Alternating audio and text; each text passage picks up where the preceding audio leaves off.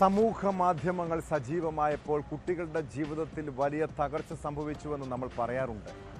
എന്നാൽ സോഷ്യൽ മീഡിയയുടെ ദുരുപയോഗം കുടുംബങ്ങളിലാണ് ഏറ്റവും ദുരന്തം സൃഷ്ടിക്കുന്നത്. വിവാഹേതര ബന്ധങ്ങളും സംശയരോഗവും ദാമ്പത്യ ജീവിതത്തിൻ്റെ താളം തെറ്റിച്ചു. ഇവിടെയെല്ലാം സ്ത്രീകളായിരിക്കും പലപ്പോഴും ഇരകളാകപ്പെടുന്നത്. കണ്ണൂർ കുറ്റ്യാട്ടൂരിൽ 35-കാരിയെ ആൺസുഹൃത്ത് പെട്രോൾ ഒഴിച്ച് കൊലപ്പെടുത്താൻ ശ്രമിച്ച സംഭവത്തിൽ പുറത്തുവരുന്നതും വഴിവിട്ട സൗഹൃദത്തിൻ്റെ കഥകളാണ്. സമാനമായ രീതിയിലുള്ള അവിഹിത ബന്ധമാണ് പാലക്കാട് കൊഴിഞ്ഞാമ്പാറ സ്വദേശി സന്തോഷിൻ്റെ കൊലപാതകത്തിനും കാരണം.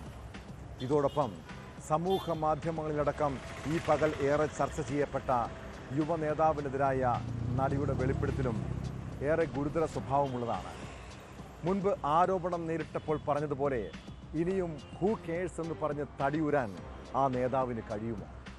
വിശദമായി പരിശോധിക്കുകയാണ് പോലീസ് പട്രോൾ. സ്വാഗതം.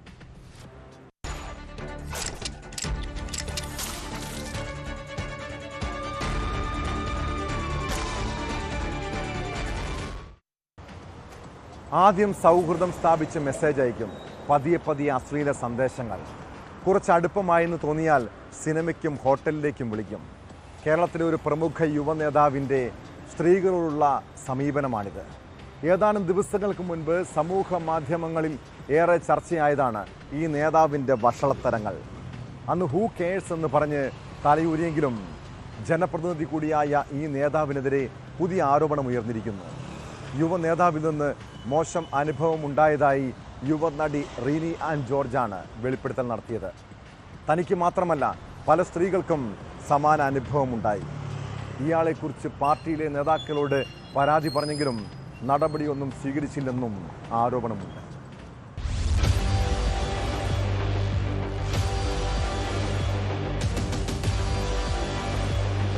കേരളത്തിലെ യുവരാഷ്ട്രീയ നേതാവ് അശ്ലീല സന്ദേശങ്ങൾ അയച്ചുവെന്നും മോശം സമീപനം ഉണ്ടായെന്നും നടി റിനി ആൻ ജോർജ് തുറന്നു പറഞ്ഞത് ഒരു ഓൺലൈൻ മാധ്യമത്തിന് നൽകിയ അഭിമുഖത്തിലാണ്. ഇക്കാര്യത്തെക്കുറിച്ച് നേതൃത്വത്തെ അറിയിച്ചിട്ടും അവർക്ക് സ്ഥാനമാനങ്ങൾ നൽകുകയാണ് ഉണ്ടായത്. സിനിമയിൽ സ്ത്രീകൾ നേരിടുന്ന ചൂഷണത്തെക്കുറിച്ചുള്ള ചോദ്യത്തിനിടെയായിരുന്നു രാഷ്ട്രീയ നേതാവിനെതിരെയുള്ള വെളിപ്പെടുത്തൽ. യുവ നേതാവ് അശ്ലീല സന്ദേശങ്ങൾ അയച്ചെന്നും മോശം സന്ദേശങ്ങൾ അയച്ചത് ഷോക്കിംഗ് ആയിരുന്നുവെന്നും റിനി വെളിപ്പെടുത്തി. അശ്ലീല മെസ്സേജ് അയച്ചപ്പോൾ ഇങ്ങനെ ചെയ്യരുതെന്ന് പറഞ്ഞു.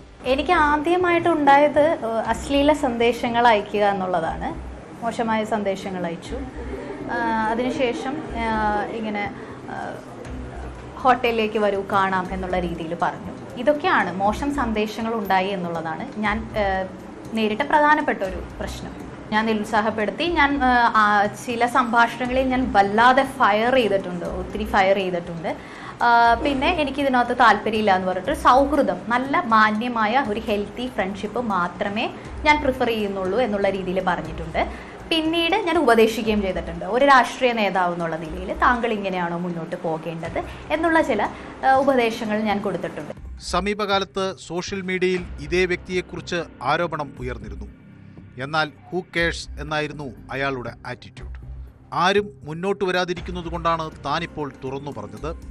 പല സ്ത്രീകൾക്കും സമാന അനുഭവം ഉണ്ടായി എന്നും റിനി പറഞ്ഞു. പുള്ളി പറയുന്ന ഒരു കാര്യം എന്താണെന്ന് വെച്ചാൽ, പ്രമാദമായ സ്ത്രീപീഡന കേസുകളിലൊക്കെ പെട്ട രാഷ്ട്രീയ നേതാക്കന്മാർക്ക് എന്ത് സംഭവിച്ചു, അതുകൊണ്ട് എനിക്കൊന്നും സംഭവിക്കില്ല എന്നുള്ള ധൈര്യം എനിക്ക് കൃത്യമായിട്ട് ഉണ്ട് എന്നുള്ളൊരു രീതിയിൽ പറഞ്ഞു. എവിടെ വേണമെങ്കിലും പോയി പറഞ്ഞോളൂ, ഹൂ കെയേഴ്സ് എന്നുള്ളൊരു ആറ്റിറ്റ്യൂഡ് തന്നെയാണ് എടുത്തത്. ഒരു രാഷ്ട്രീയ പാർട്ടിയിലും താൻ അംഗമല്ലെങ്കിലും രാഷ്ട്രീയത്തിൽ പ്രവർത്തിച്ചിരുന്ന കാലയളവിലാണ് ഈ ദുരനുഭവം ഉണ്ടായതെന്ന് റിനി തുറന്നു പറഞ്ഞു. ഇയാളെപ്പറ്റി പാർട്ടിയിലെ പല നേതാക്കളോടും പറഞ്ഞിരുന്നു. നേതൃത്വത്തോട് പരാതിപ്പെടുമെന്ന് പ്രതികരിച്ചപ്പോൾ പോയി പറയൂ എന്നായിരുന്നു മറുപടി. ഇത്തരത്തിലുള്ള ആളുകളെ ഇനിയും സ്ഥാനങ്ങളിൽ എത്തിക്കരുതെന്നും റിനി ആൻ ജോർജ് പറഞ്ഞു. നേതാവിന്റെ പേരോ ഏത് പ്രസ്ഥാനമാണെന്നോ വെളിപ്പെടുത്താൻ തയ്യാറല്ല. ഇയാളെപ്പറ്റി പരാതിയുള്ളവർ അതുമായി മുന്നോട്ട് പോകട്ടെ. പറയേണ്ട സ്ഥലങ്ങളിൽ എല്ലാം പരാതി അറിയിച്ചിട്ടുണ്ട്. പക്ഷേ അതിനുശേഷവും അയാൾക്ക് സ്ഥാനമാനങ്ങൾ ലഭിച്ചു. ഞാൻ പറഞ്ഞല്ലോ, ഇതൊരു വ്യക്തിപരമായ ഇഷ്യൂ ആയിട്ട് ഞാൻ കണ്ടിട്ടില്ല. അങ്ങനെ നിയമപരമായിട്ട് നീങ്ങേണ്ട ഒരു കാര്യവും ഇതിനകത്തില്ല. ഇനി നിയമപരമായി നീങ്ങിയാൽ പോലും അത് എനിക്കറിയില്ല സ്ത്രീകൾക്ക് ഫേവറായിട്ടാണോ ഇവിടെ കാര്യങ്ങൾ പോകുന്നത് എന്നുള്ളത്.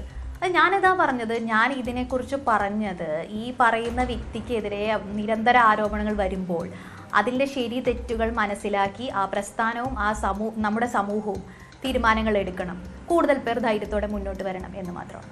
ഒരു പ്രത്യേക പാർട്ടിയെ തേജോവധം ചെയ്യാനല്ല താൻ ഇത് പറയുന്നതെന്നും സമൂഹത്തിൽ ഇത്തരത്തിലുള്ള പ്രവണത നിലവിലുണ്ടെന്നും നടി പറഞ്ഞു.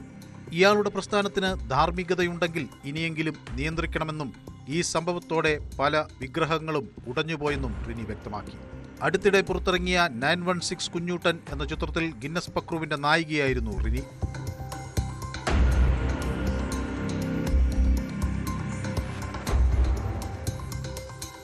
ന്യൂസ് 18 കൊച്ചി.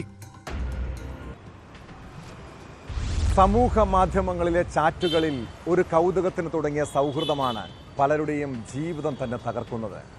ഇത്തരം രഹസ്യബന്ധങ്ങൾ ഒരിക്കൽ മറന്നീക്കി പുറത്തു വരാം. പിന്നീട് അതിൽ നിന്ന് രക്ഷപ്പെടാൻ ശ്രമിച്ചാലും കഴിഞ്ഞെന്ന് വരില്ല.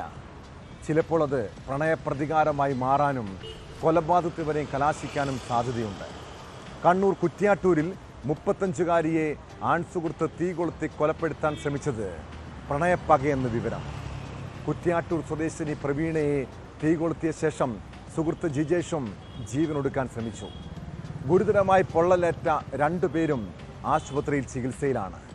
ഭർത്താവ് വിദേശത്തുള്ള പ്രവീണയും ജിജേഷും തമ്മിൽ കഴിഞ്ഞ കുറേ നാളുകളായി സൗഹൃദത്തിലായിരുന്നു. എന്നാൽ ഇരുവർക്കുമിടയിൽ പിന്നീട് എന്താണ് സംഭവിച്ചതെന്നോ ആക്രമണത്തിൻ്റെ കാരണമോ വ്യക്തമല്ല.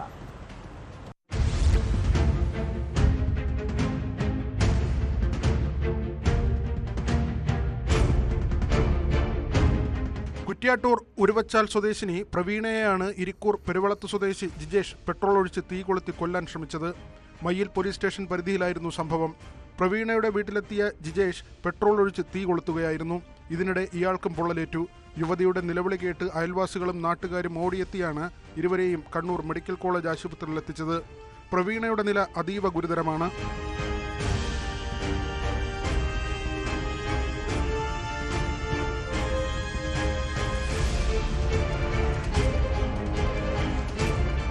ഇരുവരും നേരത്തെ പരിചയക്കാരായിരുന്നുവെന്ന് പോലീസ് അറിയിച്ചു.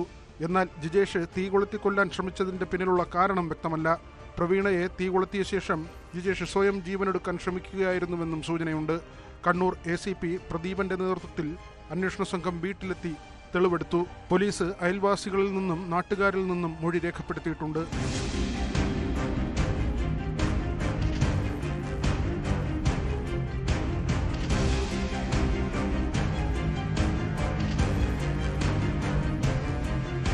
ന്യൂസ് 18 കണ്ണൂർ.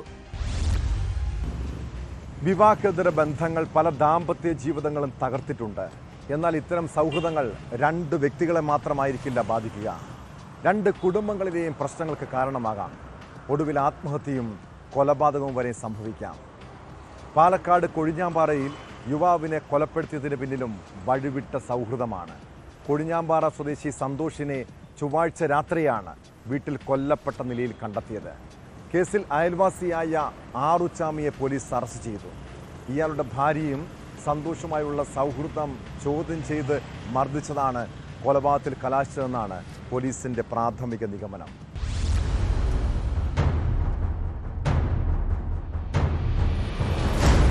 വീട്ടിൽ ഒറ്റയ്ക്ക് താമസിക്കുകയായിരുന്ന 42-കാരനായ സന്തോഷിനെ ചൊവ്വാഴ്ച രാത്രി 10ഓടെ കൊല്ലപ്പെട്ട നിലയിൽ കണ്ടെത്തുകയായിരുന്നു. സംഭവത്തെക്കുറിച്ച് പോലീസ് പറയുന്നത് ഇങ്ങനെ: വീട്ടിൽ ഒറ്റയ്ക്ക് താമസിക്കുകയായിരുന്ന അവിവാഹിതനായ സന്തോഷിന് വിവാഹിതയായ യുവതിയുമായി സൗഹൃദമുണ്ടായിരുന്നു. രാത്രി യുവതിയാണ് പോലീസ് സ്റ്റേഷനിലെത്തി വിവരം അറിയിച്ചത്. ഭർത്താവ് സന്തോഷിനെ മർദ്ദിച്ചെന്ന് പറഞ്ഞെന്നും ചെന്നു നോക്കിയപ്പോൾ അബോധാവസ്ഥയിൽ കിടക്കുന്നത് കണ്ടെന്നുമാണ് യുവതി പോലീസിനെ അറിയിച്ചത്. പോലീസ് സ്ഥലത്തെത്തി നടത്തിയ പരിശോധനയിലാണ് സന്തോഷിനെ വീടിനകത്ത് തറയിൽ മരിച്ച നിലയിൽ കണ്ടെത്തിയത്. തുടർന്ന് ഡോക്ടർ സ്ഥലത്തെത്തി മരണം സ്ഥിരീകരിച്ചു. നെറ്റിയിൽ മർദ്ദനമേറ്റതിന്റെ പാടുണ്ട്. TV കണക്ട് ചെയ്യുന്ന കേബിളും മൃതദേഹത്തിന് സമീപത്തായി കണ്ടെത്തി.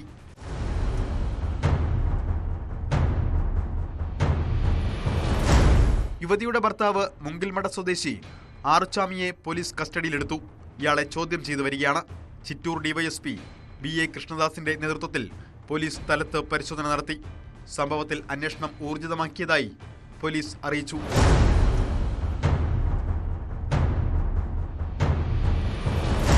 ന്യൂസ് 18 പാലക്കാട്. ജീവിതത്തിൽ മറ്റു നിവൃത്തിയില്ലാതെ വരുമ്പോഴാണ് പലരും വട്ടിപ്പലിശക്കാരിൽ നിന്നും പണം കടം വാങ്ങാറുള്ളത്. ചിലർ ആഡംബര ജീവിതം നയിക്കാനായി വായ്പയെടുക്കും. പിന്നീട് അത് തിരിച്ചടയ്ക്കാൻ കഴിയാതെ വരുമ്പോൾ ആത്മഹത്യയിൽ അഭയം പ്രാപിക്കുന്നവരുണ്ട്. എറണാകുളം പറവൂരിലെ വീട്ടമ്മ പുഴയിൽ ചാടി ജീവനൊടുക്കിയ സംഭവത്തിൽ ഇങ്ങനെ പല ദുരൂഹതയുമുണ്ട്. എന്തിനാണ് ഇവർ 10 ലക്ഷത്തോളം രൂപ വായ്പ വാങ്ങിയത്? ആ തുക എങ്ങനെ ചിലവഴിച്ചു? പണം വായ്പ നൽകിയ മുൻ പോലീസ് ഉദ്യോഗസ്ഥനായ അയൽവാസിയുടെ സാമ്പത്തിക ഉറവിടവും സംശയനിഴലിലാണ്. കോട്ടുവള്ളി സ്വദേശിനി ആശ ജീവനൊടുക്കിയ സംഭവത്തിൽ റിട്ടയർഡ് പോലീസ് ഉദ്യോഗസ്ഥനായ പ്രദീപ് കുമാറിനും ഭാര്യ ബിന്ദുവിനുമെതിരെ ആത്മഹത്യാ പ്രേരണയ്ക്ക് പോലീസ് കേസെടുത്തു. ഒളിവിൽ പോയ ഇരുവർക്കും വേണ്ടി അന്വേഷണം ഊർജിതമാണ്. പോലീസ് വീഴ്ചയാണ് ആശയുടെ മരണത്തിന് കാരണമെന്ന് ബന്ധുക്കൾ ആരോപിക്കുന്നു.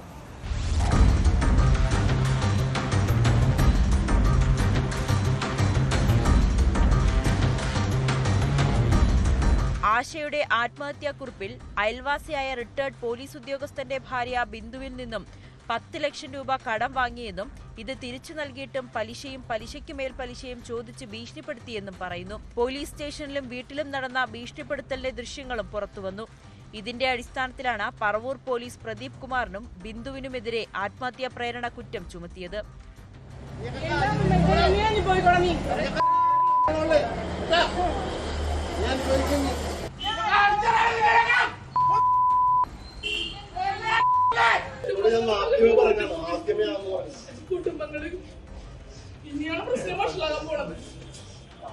സാമ്പത്തിക ഇടപാടിൽ ദുരൂഹതയുണ്ടെന്ന് പോലീസ് പറയുന്നു.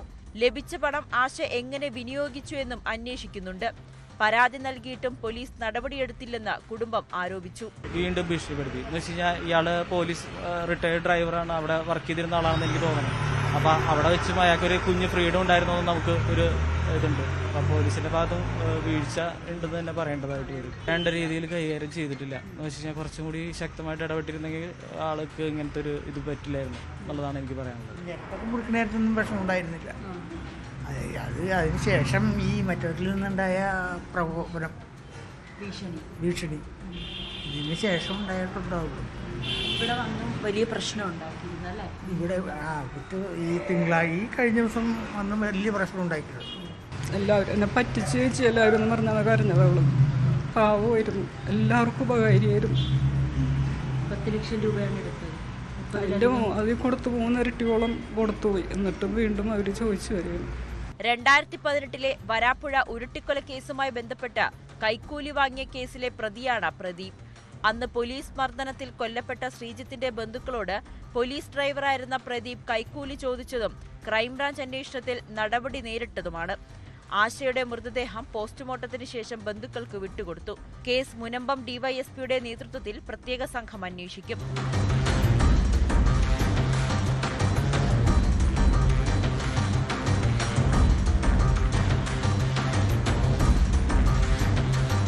ന്യൂസ് 18 കൊച്ചി. ഏറ്റുമാനൂരിലെ ജൈനമ്മ കൊല്ലപ്പെട്ട ആ ദിവസം ഓട്ടോ ഡ്രൈവറായ മനോജ് ഇപ്പോഴും ഓർമ്മിക്കുന്നുണ്ട്. 2024 ഡിസംബർ 23-ന് സെബാസ്റ്റ്യൻ്റെ ആവശ്യപ്രകാരം മദ്യവുമായി വീട്ടിലെത്തിയതാണ് ഈ ചെറുപ്പക്കാരൻ. അന്ന് വൈകിട്ട് 4 മണി മുതൽ രാത്രി വൈകി ഏറ്റുമാനൂരിലെ വീട്ടിലേക്ക് ഫ്രിഡ്ജുമായി സെബാസ്റ്റ്യൻ എത്തും വരെയും അയാളും കൂടെ ഉണ്ടായിരുന്നു. ജൈനമ്മയുടെ സ്വർണ്ണമാല സെബാസ്റ്റ്യൻ പണയം വെച്ചത് മനോജിൻ്റെ പേരിലാണ്. പിന്നീട് വിൽപ്പന നടത്താനും സഹായിച്ചു. ജൈനമ്മ കൊല്ലപ്പെട്ടുവെന്ന് അന്വേഷണ സംഘം കരുതുന്ന ദിവസം പള്ളിപ്പുറത്തെ വീട്ടിലെത്തിയ ഏക സാക്ഷിയായ മനോജ് ന്യൂസ് 18 നടത്തിയ വെളിപ്പെടുത്തൽ കേസിലേറെ നിർണായകമാണ്. മനോജ് സെബാസ്റ്റ്യൻ്റെ വീട്ടിലെത്തിയപ്പോൾ ജൈനമ്മയുടെ മൃതദേഹം അകത്തുണ്ടായിരുന്നുവെന്നാണ് അന്വേഷണ സംഘത്തിൻ്റെ നിഗമനം.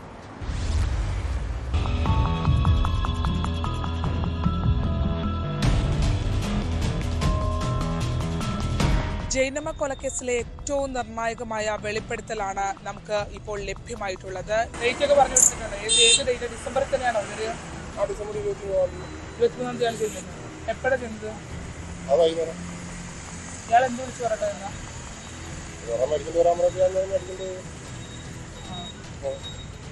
കുപ്പി അടിച്ചോണ്ട് നിങ്ങൾ എന്നിട്ട് വീട്ടിൽ കയറ്റിയോ? നിങ്ങളെ പോലീസിൽ കണക്കൂട്ടി ഡിസംബർ 23 രാത്രി മരണപ്പെട്ടു എന്നാ ചെന്നതല്ലേ? എന്താ സ്വർണ്ണം പണയം വെക്കാൻ 2024 ഡിസംബർ 23 ആണ് ജൈനമ്മ കൊല്ലപ്പെട്ടതെന്നാണ് അന്വേഷണ സംഘം കരുതുന്നത്. അതിൽ തന്നെ ഡിസംബർ 23 3 മണിക്ക് മുമ്പായി ഈ കൊലപാതകം നടന്നിട്ടുണ്ടെന്നുള്ള നിഗമനമാണ് അവർക്കുള്ളത്.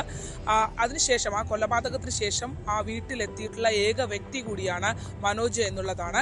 കുന്നത്ത് ഫിനാൻസിലെത്തി സ്വർണം അവിടെ തന്റെ പേരിൽ പണയം വെച്ചു, അതായത് ID കാർഡ് ഇല്ല എന്ന് പറഞ്ഞ് തന്റെ പേരിൽ സെബാസ്റ്റ്യൻ പണയം വെച്ചു എന്നും മനോജ് പറയുന്നുണ്ട്.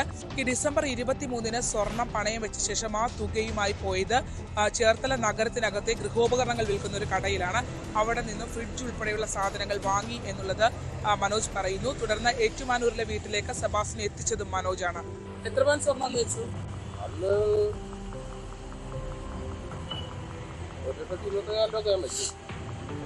വിൽക്കുമ്പോ ചേട്ടനുണ്ടോ?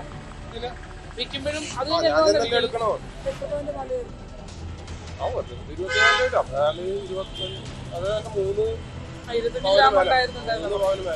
പള്ളിപ്പുറത്തെ ചേർത്തല പള്ളിപ്പുറത്തുള്ള വീട്ടിലേക്ക് താൻ ഇടയ്ക്കിടയ്ക്ക് മാത്രമേ വരാറുള്ളൂ, താൻ സ്ഥിരമായി എത്താറേയില്ല എന്നുള്ളൊരു വാദമാണ് സെബാസ്റ്റ്യൻ മുന്നോട്ട് വെക്കുന്നത്. പക്ഷേ അങ്ങനെയല്ല.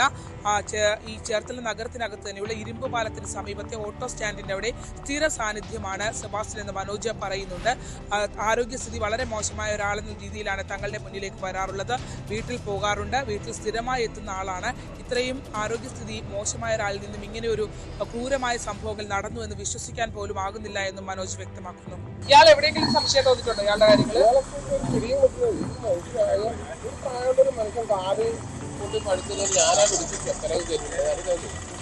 അത്ര ആരോഗ്യമില്ലാത്ത ആളെ പോലെ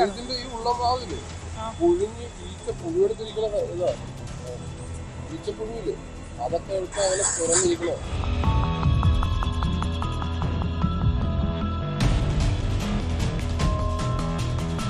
മനോജിന്റെ വാക്കുകൾ വിശ്വാസത്തിലെടുത്തുകൊണ്ട് തന്നെ അയാളെ മുഖ്യ സാക്ഷിയായി ഈ കേസിൽ വെച്ചിരിക്കുകയാണ്. ആലപ്പുഴയിൽ നിന്നും ശരണ്യ സ്നേഹജൻ, ന്യൂസ് 18. ബലാത്സംഗ കേസിൽ റാപ്പർ വേടന് തിങ്കളാഴ്ച വരെ ആശ്വസിക്കാം.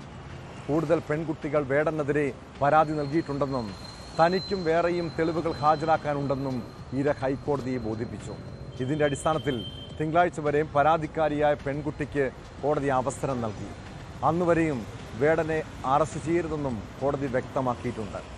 അതിനിടെ മുഖ്യമന്ത്രിക്ക് 2 യുവതികൾ നൽകിയ പരാതികളുടെ വിശദാംശങ്ങൾ കോടതിയിൽ സമർപ്പിച്ചുവെന്നാണ് സൂചന.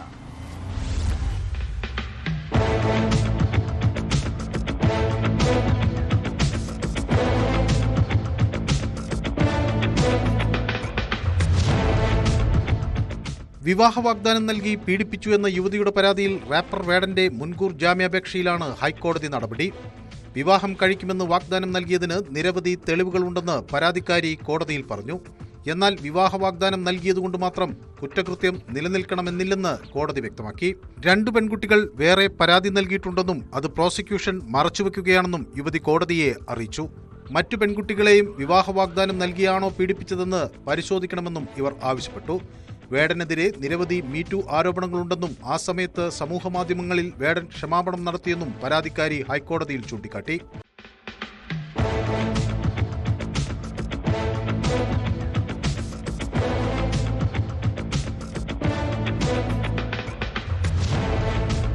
സമൂഹമാധ്യമത്തിലൂടെ ലഭിച്ച വിവരത്തിന്റെ അടിസ്ഥാനത്തിലാണ് പരാതിക്കാരിയുടെ വാദമെന്ന് ഹൈക്കോടതി പറഞ്ഞു. മാധ്യമ വിവരങ്ങളുടെ അടിസ്ഥാനത്തിൽ മാത്രം കോടതിക്ക് തീരുമാനങ്ങൾ എടുക്കാനാകില്ലെന്നും തെളിവുകൾ പരിഗണിച്ചു മാത്രമേ തീരുമാനമെടുക്കാനാവൂയെന്നും ഹൈക്കോടതി വ്യക്തമാക്കി. വേടനെതിരെ മറ്റു കേസുകളുണ്ടെങ്കിൽ അറിയിക്കണമെന്ന് സർക്കാരിനോട് കഴിഞ്ഞ ദിവസം കോടതി ആവശ്യപ്പെട്ടിരുന്നു. ഇതിന്റെ അടിസ്ഥാനത്തിൽ മുഖ്യമന്ത്രിക്ക് 2 പെൺകുട്ടികൾ നൽകിയ പരാതികളുടെ വിശദാംശങ്ങൾ കോടതിയിൽ സമർപ്പിച്ചതായാണ് സൂചന.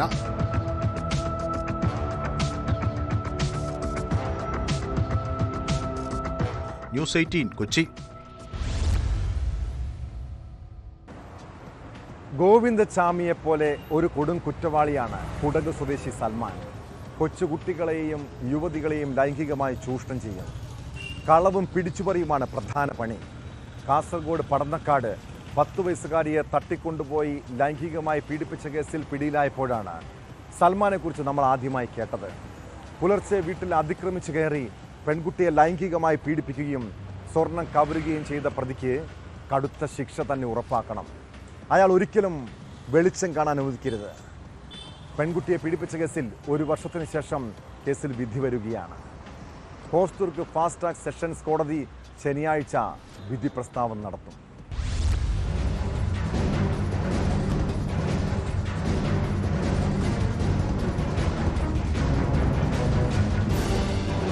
പടന്നക്കാട് വീട്ടിൽ ഉറങ്ങിക്കിടക്കുകയായിരുന്ന 10 വയസ്സുകാരിയെ തട്ടിക്കൊണ്ടുപോയി ലൈംഗികമായി പീഡിപ്പിക്കുകയും സ്വർണ്ണക്കമ്മൽ മോഷ്ടിക്കുകയും ചെയ്ത കേസിൽ വിധി ശനിയാഴ്ച. ഹോസ്ദുർഗ് ഫാസ്റ്റ് ട്രാക്ക് സെഷൻസ് കോടതിയാണ് കേസിൽ വിധി പറയുക. 2024 മെയ് 15 പുലർച്ചെയാണ് നാടിനെ നടുക്കിയ സംഭവം നടന്നത്. വല്യച്ഛൻ പശുവിനെ കറക്കാൻ പുറത്തുപോയ സമയത്താണ് പ്രതി കുടക് സ്വദേശി സലീം എന്ന സൽമാൻ പെൺകുട്ടിയെ ചുമന്ന് പാടത്തു കൊണ്ടുപോയി ലൈംഗികമായി പീഡിപ്പിച്ചത്. പെൺകുട്ടിയുടെ കാതിലുണ്ടായിരുന്ന 2 സ്വർണ്ണക്കമ്മലുകളും പ്രതി കൈക്കലാക്കിയിരുന്നു. സഹോദരിയുടെ സഹായത്തോടെ സ്വർണ്ണക്കമ്മൽ കൂത്തുപറമ്പിലെ ജ്വല്ലറിയിൽ വിൽപ്പന നടത്തുകയും ബംഗളൂരു വഴി ആന്ധ്രയിലേക്ക് രക്ഷപ്പെടുകയുമായിരുന്നു. ആന്ധ്രയിലെ ഒരു ഹോട്ടലിൽ ജോലി ചെയ്തു വരുന്നതിനിടെയാണ് പ്രതി അറസ്റ്റിലായത്.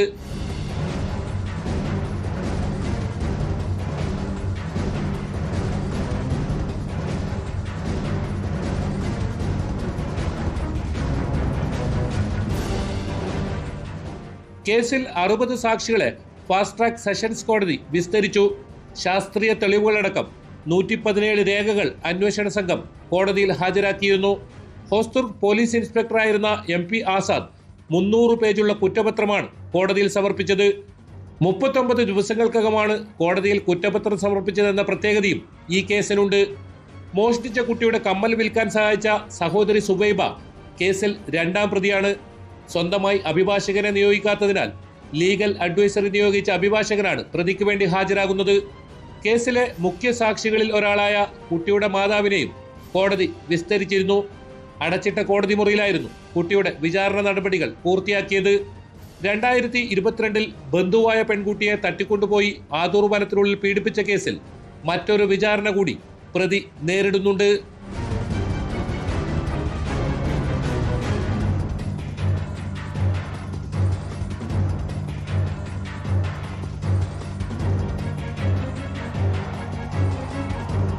ന്യൂസ് 18 കാസർഗോഡ്. കണ്ണൂർ സെൻട്രൽ ജയിലിലെ വീതിയുള്ള കമ്പി ഗോവിന്ദച്ചാമി എങ്ങനെ മുറിച്ചു? സെല്ലിൻ്റെ അഴിമുറിക്കുക അത്ര എളുപ്പമല്ല. 4 കമ്പികളുടെ 2 അറ്റവും മുറിച്ചിട്ടുണ്ട്. ഗോവിന്ദച്ചാമിയുടെ ജയിൽ ചാട്ടം അന്വേഷിച്ച സമിതിയുടെ ചോദ്യങ്ങളാണിത്. ഗോവിന്ദച്ചാമിയെ പോലെയുള്ള കൊടും ക്രിമിനലിനെ ജയിൽ ചാട്ടം ഞെട്ടിപ്പിക്കുന്നതാണെന്നും ഉദ്യോഗസ്ഥർക്ക് വീഴ്ച സംഭവിച്ചുവെന്നും അന്വേഷണ സമിതിയുടെ വിലയിരുത്തൽ. ജീവനക്കാർക്കും അധികൃതർക്കും വീഴ്ച സംഭവിച്ചു. പുറത്തുനിന്ന് സഹായം കിട്ടിയതായി കരുതുന്നില്ലെന്നും സമിതി അംഗങ്ങൾ കണ്ണൂർ ജയിൽ സന്ദർശിച്ച ശേഷം വ്യക്തമാക്കി.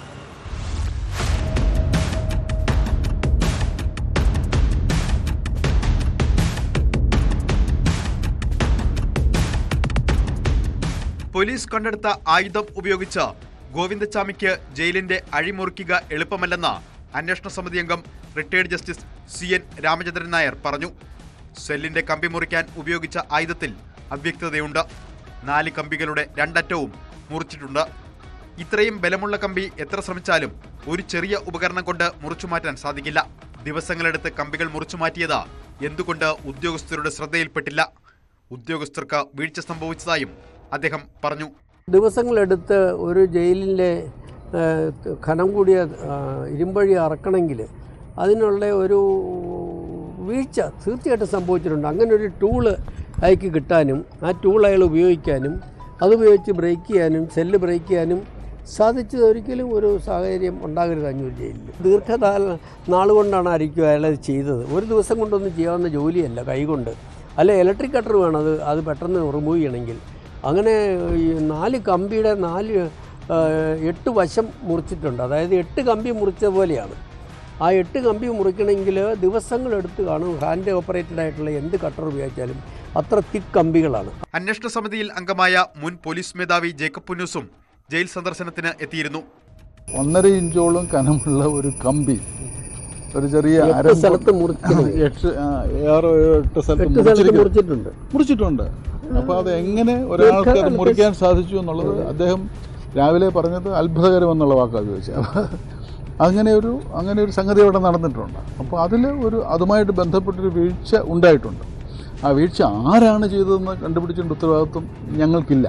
കാരണം അതിനാണ് ഞങ്ങളിവിടെ താമസിച്ച് 1000 പേരെ ചോദ്യം ചെയ്തൊക്കെ ചെയ്യേണ്ടി വരും. അതിനുള്ള ഉത്തരവാദിത്വമോ അതൊരു ഭാരിച്ച ചുമതലയോ ഞങ്ങൾ ഏറ്റെടുക്കുന്നില്ല. അത് പോലീസ് തന്നെ ചെയ്യേണ്ടതാണ്.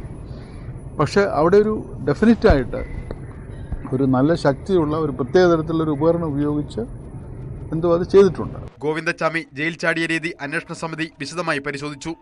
സുരക്ഷാ വീഴ്ചയുണ്ടായെന്നാണ് വിലയിരുത്തൽ. അന്വേഷണ സമിതിയുടെ നേതൃത്വത്തിൽ ഉന്നത ജയിൽ ഉദ്യോഗസ്ഥരുടെ യോഗവും ചേർന്നു. 2 ദിവസമാണ് സംഘം ജയിലിൽ പരിശോധന നടത്തിയത്. ഗോവിന്ദച്ചാമിയുടെ ജയിൽ ചാട്ടം ഉൾപ്പെടെ ജയിലുകളിലെ സാഹചര്യം പഠിക്കാൻ മുഖ്യമന്ത്രി പിണറായി വിജയന്റെ നിർദ്ദേശപ്രകാരമാണ് അന്വേഷണ സമിതിയെ നിയോഗിച്ചത്.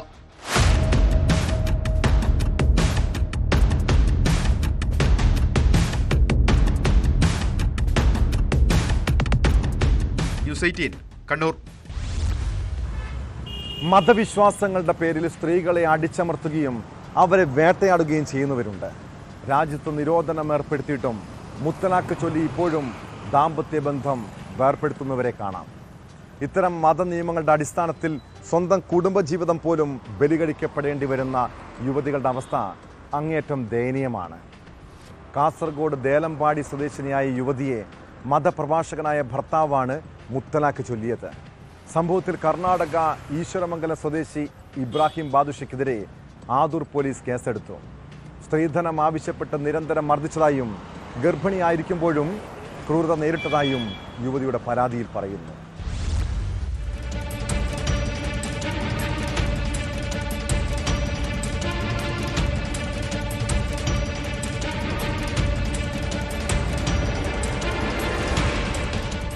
ആദൂർ പോലീസ് സ്റ്റേഷൻ പരിധിയിലെ ദേലമ്പാടി സ്വദേശിനിയായ 22-കാരിയുടെ പരാതിയിലാണ് കേസ്.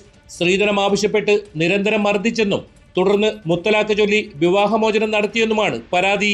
കുമ്പടാജെ പഞ്ചായത്തിലെ ബെലിഞ്ചയിലുള്ള ഹദാത് നഗർ ജുമാ മസ്ജിദിലെ മുഖ്യ മതപ്രഭാഷകനായ ഇബ്രാഹിം ബാദുഷയ്ക്കെതിരെയാണ് ആദൂർ പോലീസ് കേസെടുത്തത്. മുത്തലാഖ് നിരോധന നിയമം നിലവിൽ വന്നതിന് ശേഷം സംസ്ഥാനത്ത് റിപ്പോർട്ട് ചെയ്യപ്പെടുന്ന 3ാമത്തെ കേസാണിത്. IPC സെക്ഷൻ 498A 2019 വിവാഹാവകാശ സംരക്ഷണ നിയമത്തിലെ സെക്ഷൻ 3, 4 എന്നീ വകുപ്പുകൾ പ്രകാരമാണ് കേസെടുത്തത്. 2018 മെയ് 18-നാണ് മുസ്ലിം മതാചാര പ്രകാരം ഇവരുടെ വിവാഹം നടന്നത്. ഗർഭിണിയായിരിക്കെ ഭർത്താവിൽ നിന്നും ക്രൂരപീഡനം ഏറ്റുവാങ്ങേണ്ടി വന്നതായും യുവതി പരാതിയിൽ പറയുന്നു.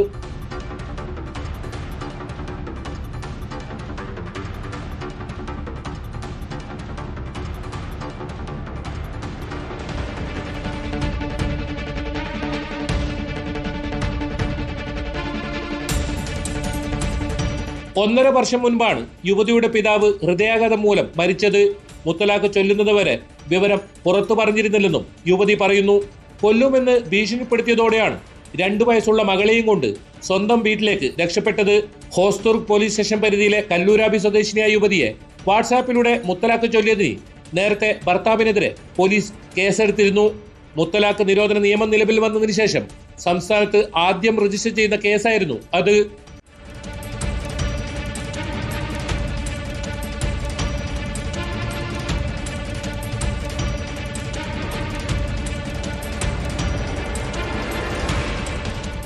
ന്യൂസ് 18 കാസർഗോഡ്. ഇടുക്കി രാജാക്കാട് മദ്യലഹരിയിൽ യുവാവ് മാതാപിതാക്കളെ കൊലപ്പെടുത്താൻ ശ്രമിച്ച കേസ് പോലീസ് പട്രോൾ കഴിഞ്ഞ ദിവസം റിപ്പോർട്ട് ചെയ്തിരുന്നു.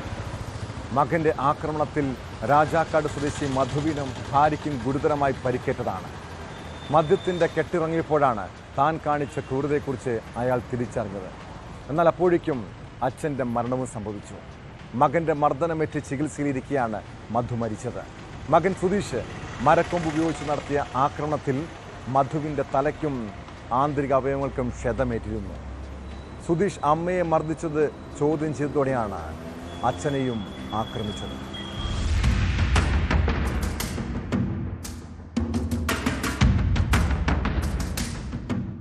ഈ മാസം 14-ന് രാത്രിയിലാണ് സംഭവം നടന്നത്. അമിതമായി മദ്യപിച്ച് വീട്ടിലെത്തിയ സുധീഷ് അമ്മയോട് വാക്ക് തർക്കത്തിൽ ഏർപ്പെടുകയും മർദ്ദിക്കുകയുമായിരുന്നു. ഇത് ചോദ്യം ചെയ്യുകയും തടയാൻ ശ്രമിക്കുകയും ചെയ്ത പിതാവിന് നേരെയും ഇയാൾ ആക്രമണം നടത്തി. മരക്കൊമ്പ് കൊണ്ട് തലയ്ക്കും ശരീരത്തിലും അടിച്ചു. അവശനായ റോഡിൽ വീണ് കിടക്കുകയായിരുന്ന മധുവിനെ നാട്ടുകാരാണ് രാജാക്കാട് സ്വകാര്യ ആശുപത്രിയിൽ എത്തിച്ചത്. പരുക്ക് ഗുരുതരമായതിനാൽ പിന്നീട് തൊടുപുഴയിലെ ആശുപത്രിയിലേക്കും തുടർന്ന് കോട്ടയം മെഡിക്കൽ കോളേജ് ആശുപത്രിയിലേക്കും മാറ്റി. ചികിത്സയിൽ കഴിയവേ പുലർച്ചെയാണ് മരണം സംഭവിച്ചത്.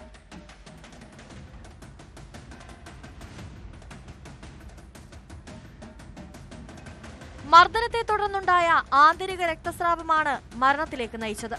സംഭവ ദിവസം തന്നെ ഉടുമ്പൻചോല പോലീസ് അറസ്റ്റ് ചെയ്ത സുധീഷ് നിലവിൽ റിമാൻഡിലാണ്.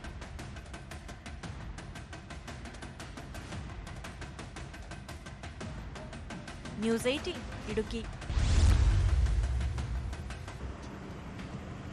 കോട്ടയം ജില്ലയിൽ വിനോദസഞ്ചാരികളെ ആകർഷിക്കുന്ന നിരവധി ആമ്പൽപ്പാടങ്ങളുണ്ട്. ഒരു കൂട്ടം നാട്ടുകാരുടെ പ്രയത്നമാണ് ആ നാടിനെ ടൂറിസ്റ്റുകളുടെ ഇഷ്ടകേന്ദ്രമാക്കുന്നത്. മലരിക്കൽ പോലെ കൊല്ലാട് കിഴക്കുംപുറം പാടത്തും ആമ്പൽ വസന്തത്തിന് ചുക്കാൻ പിടിച്ച വ്യക്തിയാണ് അനിൽ എന്ന ചെറുപ്പക്കാരൻ. ഈ ആമ്പൽപ്പാടത്തെ പ്രധാന വള്ളക്കാരനാണ്. എന്നാൽ ഇവിടെ പുതിയതായി വള്ളമിറക്കിയ വള്ളക്കാരും അനിലും തമ്മിൽ ചെറിയ തർക്കമുണ്ടായി. ഇതേ തുടർന്ന് അനിലിനെ സംഘം ചേർന്ന് മർദ്ദിച്ചതായി പരാതി. സംഭവത്തിൽ ചിങ്ങവനം പോലീസ് കേസെടുത്ത് അന്വേഷണം ആരംഭിച്ചു.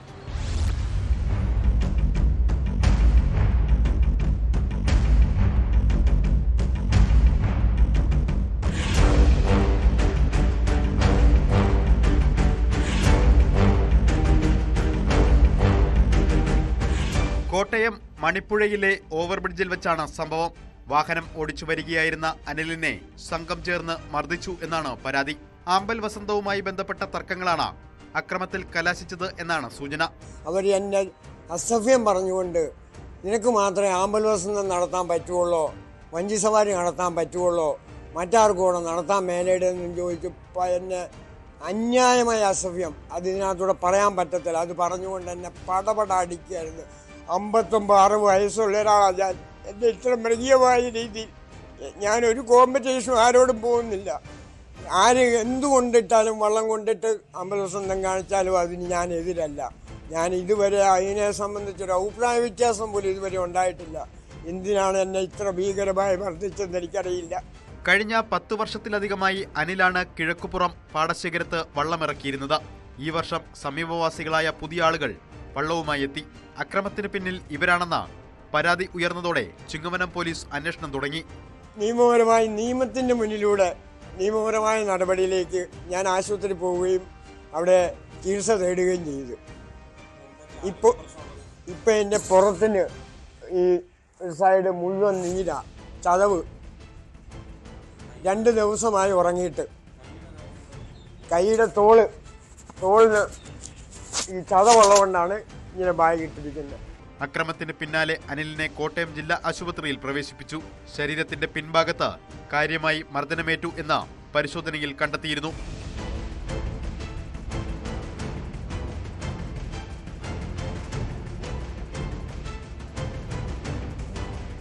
ന്യൂസ് 18 കോട്ടയം. കൊലപാതകം, വധശ്രമം ഉൾപ്പെടെയുള്ള കേസുകളിലെ പ്രതികൾ സാധാരണ മറ്റു നാടുകളിലേക്കാണ് ഒളിവിൽ പോകാറുള്ളത്. എന്നാൽ പാലക്കാട് തൃത്താലയിൽ ഒരു വധശ്രമ കേസ് പ്രതി ഒളിവിൽ താമസിച്ചത് സ്വന്തം വീടിൻ്റെ മച്ചിലാണ്. കപ്പൂർ കാഞ്ഞിരത്താണി സ്വദേശി സുൽത്താൻ റാഫിയെ വീടിൻ്റെ മച്ചിലെ രഹസ്യ അറയിൽ നിന്നും പോലീസ് പിടികൂടി. ഫോൺ സ്വിച്ച് ഓൺ ആയതാണ് പ്രതിക്ക് വിനയായത്. സുഹൃത്തിനെ 4 യുവാക്കൾ ചേർന്ന് കളിയാക്കിയതായിരുന്നു ആക്രമണത്തിന് കാരണം.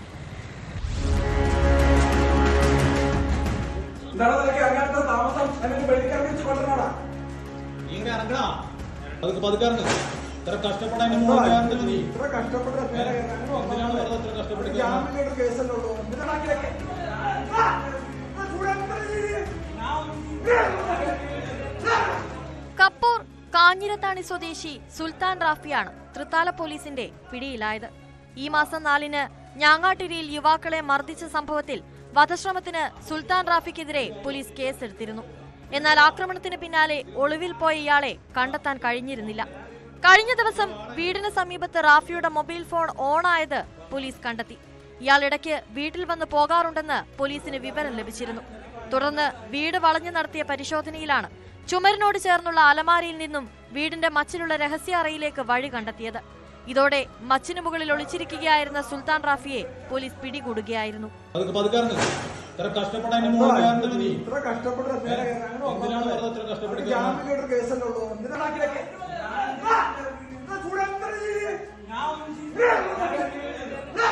സുൽത്താൻ റാഫിയുടെ സുഹൃത്തിനെ 4 യുവാക്കൾ ചേർന്ന് കളിയാക്കിയതാണ് കേസിനാസ്പദമായ സംഭവത്തിന് കാരണമായത്. കളിയാക്കിയ യുവാക്കളെ ഇയാളും 3 സുഹൃത്തുക്കളും ചേർന്ന് സുൽത്താൻ റാഫിയുടെ കാഞ്ഞിരത്താണിയിലെ വീട്ടിലേക്ക് വിളിച്ചു വരുത്തി. തുടർന്ന് ഇവരെ അതിക്രൂരമായി മർദ്ദിക്കുകയും റാഫി ഇവരെ കത്തികൊണ്ട് കുത്തുകയും ചെയ്തു. മറ്റു 3 പ്രതികളെ പോലീസ് നേരത്തെ പിടികൂടിയിരുന്നു. ഇവരെ പിന്നീട് ജാമ്യത്തിൽ വിട്ടയച്ചു. റാഫിയുടെ പേരിൽ 5 കേസുകൾ നിലവിലുണ്ട്.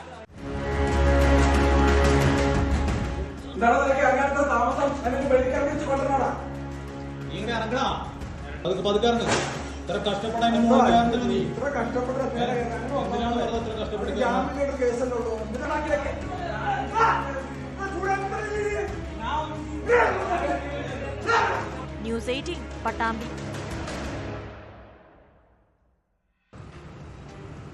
കൊല്ലം കൊട്ടാരക്കര ബിവറേജസിൽ ജീവനക്കാരനെ ബിയർ കുപ്പി കൊണ്ട് തലക്കടിച്ച കേസാണ് പോലീസ് പെട്രോൾ ഇനി പരിശോധിക്കുന്നത്. സംഭവത്തിന് ശേഷം ഒളിവിൽ പോയ പ്രതികൾ അറസ്റ്റിലായി. പുനലൂർ ശാസ്താംകോണം സ്വദേശി രഞ്ജിത്ത്, വെട്ടിക്കവല സ്വദേശി ജിൻസൺ എന്നിവരെ കൊട്ടാരക്കര പോലീസാണ് പിടികൂടിയത്. മറ്റൊരു വധശ്രമ കേസിലെ പ്രതിയാണ് പിടിയിലായ രഞ്ജിത്ത്.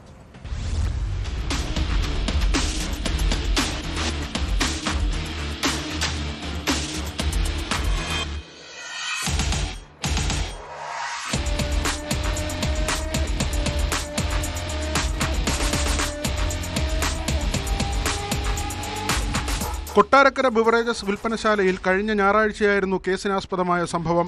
ഹെൽമറ്റ് ധരിച്ചെത്തിയ ആൾക്ക് മദ്യം നൽകുന്നത് കണ്ട് മദ്യം വാങ്ങാനെത്തിയ 2 പേർ ജീവനക്കാരുടെ ദൃശ്യങ്ങൾ മൊബൈലിൽ പകർത്തി. ഫോൺ തട്ടിമാറ്റിയപ്പോഴാണ് ജീവനക്കാരന്റെ തലയ്ക്ക് ബിയർ കുപ്പി കൊണ്ടടിച്ചത്.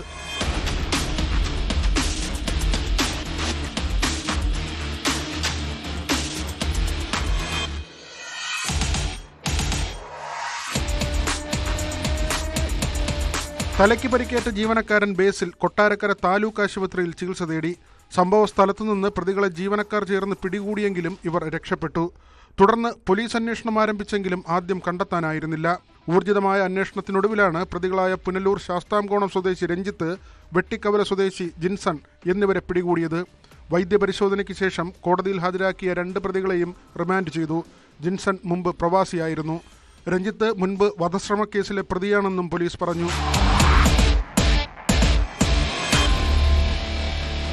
ന്യൂസ് 18 കൊട്ടാരക്കര. അരിക്കും പലചരക്ക് സാധനങ്ങൾക്കും തീവിലയായതോടെ നാട്ടുകാർ നട്ടം തിരിയുകയാണ്. ഇവിടെ സാധാരണക്കാർ ആശ്രയിക്കുന്നത് സപ്ലൈകോയെയും റേഷൻ കടകളെയുമാണ്. എന്നാൽ റേഷൻ അരി അനധികൃതമായി മറിച്ചു വിൽക്കുന്നുവെന്ന പരാതിയുമുണ്ട്. തിരുവനന്തപുരം വെഞ്ഞാറുമൂട് സപ്ലൈകോ ഗോഡൌണിൽ നിന്ന് റേഷൻ അരി കടത്തിയ വാഹനം ചുമട്ട് തൊഴിലാളികളും നാട്ടുകാരും ചേർന്ന് തടഞ്ഞു. പോലീസ് എത്തിയപ്പോഴേക്കും ഡ്രൈവർ ഓടി രക്ഷപ്പെട്ടു. മുൻപും പലപ്പോഴായി അരി കടത്തിയതായി നാട്ടുകാർ ആരോപിക്കുന്നു.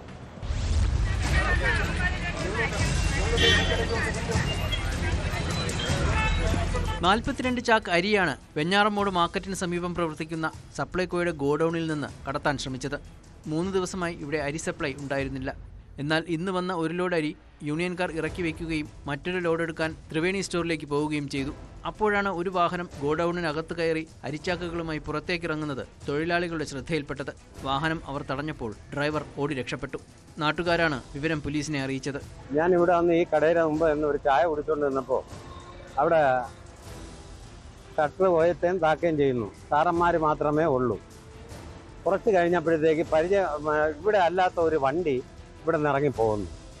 അങ്ങനെ അത് ഞാനിവിടെ വന്നപ്പോഴത്തേക്ക് കൈ കാണിച്ച് നിർത്തി എന്താണെന്ന് ചോദിച്ചു. അപ്പോൾ നോക്കുമ്പോൾ അരിയാണ്, അങ്ങോട്ട് മാറ്റിയിടാൻ പറഞ്ഞു. അങ്ങനെ ഇട്ടു. അറിയിച്ച പ്രകാരം ഇവിടെ ആൾക്കാർ കൂടി പോലീസിൽ അറിയിച്ചു.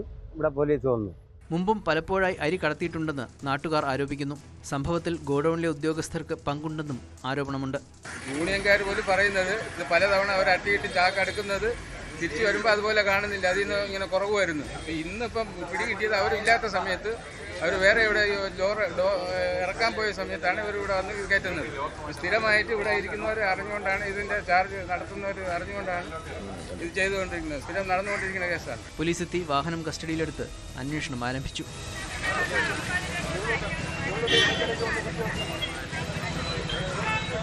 ന്യൂസ് 18 തിരുവനന്തപുരം. ഒരു ജനാധിപത്യ രാജ്യത്ത് പ്രതിഷേധിക്കാൻ എല്ലാവർക്കും അവകാശമുണ്ട്. എന്നാൽ ജനപ്രതിനിധികൾക്ക് നേരെ കയ്യേറ്റം നടത്താനോ അവരെ ആക്രമിക്കാനോ ആരും നമുക്ക് അധികാരം തന്നിട്ടില്ല. ഡൽഹി മുഖ്യമന്ത്രി രേഖാ ഗുപ്തയ്ക്ക് നേരെയുണ്ടായ ആക്രമണം രാജ്യതലസ്ഥാനത്ത് തന്നെ നടുക്കി. ഔദ്യോഗിക വസതിയിലെ പ്രതിവാര ജനസമ്പർക്ക പരിപാടിക്കിടെയായിരുന്നു സംഭവം. പരാതി നൽകാനെന്ന് വ്യാജേന എത്തിയയാൾ മുഖ്യമന്ത്രിയുടെ മുടിയിൽ പിടിച്ചു വലിക്കുകയും മുഖത്തടിക്കുകയുമായിരുന്നു. തലയ്ക്ക് നിസ്സാര പരിക്കേറ്റ രേഖാ ഗുപ്ത ആശുപത്രിയിൽ ചികിത്സ തേടി.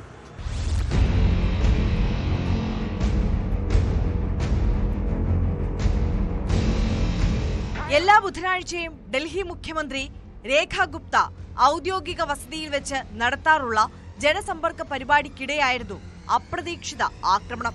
പരാതി നൽകാനെന്ന വ്യാജേന എത്തിയ ആളായിരുന്നു ആക്രമണം നടത്തിയത്. ഇയാൾ രേഖാ ഗുപ്തയുടെ മുടിയിൽ പിടിച്ചു വലിക്കുകയും മുഖത്ത് അടിക്കുകയും ചെയ്തു. ഉടൻ തന്നെ ജനങ്ങൾ ഇയാളെ കീഴ്പ്പെടുത്തി പോലീസിന് കൈമാറി. 41-കാരനായ രാജേഷ് ഭായ് കിംജി എന്നയാളാണ് അക്രമി.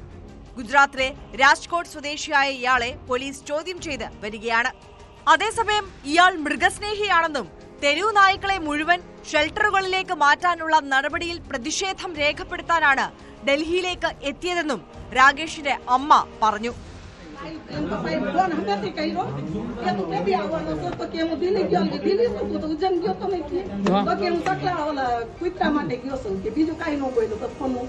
തലയ്ക്ക് നേരിയ പരിക്കേറ്റ രേഖാ ഗുപ്ത ആശുപത്രിയിൽ ചികിത്സ തേടി. സംഭവത്തെ BJP അപലപിച്ചു.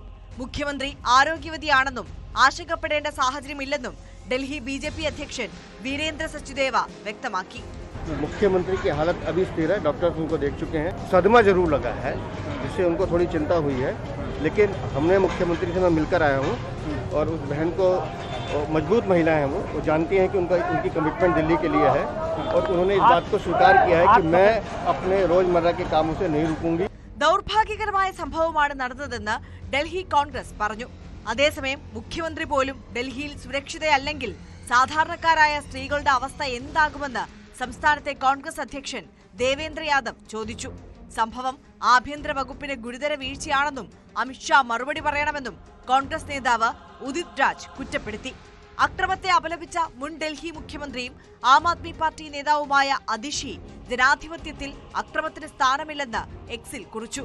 ഡൽഹിയിലെ BJP എംപിമാർ രേഖാ ഗുപ്തയെ സന്ദർശിച്ചു. സംഭവത്തെ തുടർന്ന് ഡൽഹി പോലീസ് ഉന്നതതല യോഗം ചേർന്നു. മുഖ്യമന്ത്രിയുടെ വസതിയിലെ സുരക്ഷാ വലയം വർദ്ധിപ്പിക്കും. കമ്മീഷണർ സ്ഥലത്തെത്തി സാഹചര്യം വിലയിരുത്തി.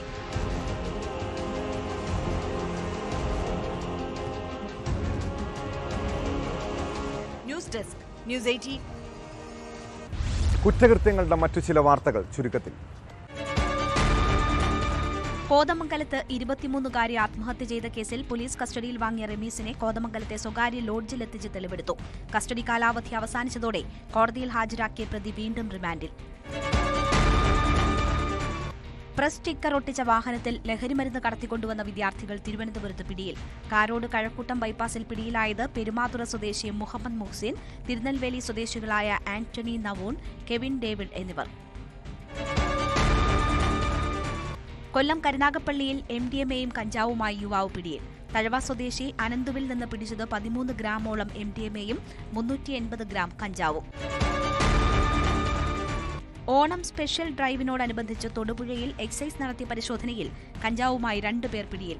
1.3 കിലോ കഞ്ചാവുമായി പിടിയിലായത് തൊടുപുഴ സ്വദേശി ഷിയാസ്, പശ്ചിമബംഗാൾ സ്വദേശി മഹത്താബ് അലി മണ്ഡൽ എന്നിവർ. വിൽപ്പനയ്ക്കായി കൈവശം വെച്ച മെത്താഫെറ്റമിനുമായി നിലമ്പൂരിൽ യുവാവ് അറസ്റ്റിൽ. 3 ഗ്രാം മെത്താഫെറ്റമിനുമായി പിടിയിലായത് വടപുറം സ്വദേശി കോട്ടായി ഫാസിൽ. നമ്മളെ വാക്കുകൊണ്ട് മുറിവേൽപ്പിച്ച നിരവധി പേർ ചുറ്റുപാടുമുണ്ടാകും. ചില മനുഷ്യരുണ്ട് മറ്റുള്ളവരെ വല്ലാതെ തരം താഴ്ത്തി സംസാരിക്കും, പൊതുമധ്യത്തിൽ വെച്ച് പരസ്യമായി അപമാനിക്കും. അപ്പുറത്ത് നിൽക്കുന്ന ആളുകൾക്കത് മുറിവേറ്റാൽ അവർക്കത് ആസ്വാദനമാണ്. എന്നാൽ ഇങ്ങനെ മനസ്സിലേൽക്കുന്ന മുറിവുണ്ടല്ലോ, അതുണങ്ങാൻ അല്പം പ്രയാസമാണ്. ഇനി തിരിച്ചൊന്ന് ചിന്തിച്ചേ, ഇതുപോലുള്ള അപമാനം നിങ്ങളുടെ ജീവിതത്തിലാണ് സംഭവിക്കുന്നതെങ്കിലോ അപ്പോഴാണ് ആ സങ്കടം മനസ്സിലാക്കാൻ കഴിയും. മാന്യമായി സംസാരിക്കുകയും ഇടപെടുകയും ചെയ്യുന്നവരെ സമൂഹം ബഹുമാനിക്കും. എന്നാൽ മറിച്ച് അസഭ്യവാക്കുകളും അശ്ലീല സംഭാഷണവും മാത്രം നടത്തുന്നവരെ എല്ലാവരും അകറ്റി നിർത്തുകയും ചെയ്യും. ഇതോടെ പോലീസ് പട്രോൾ പൂർണ്ണമാകുന്നു. നമസ്കാരം.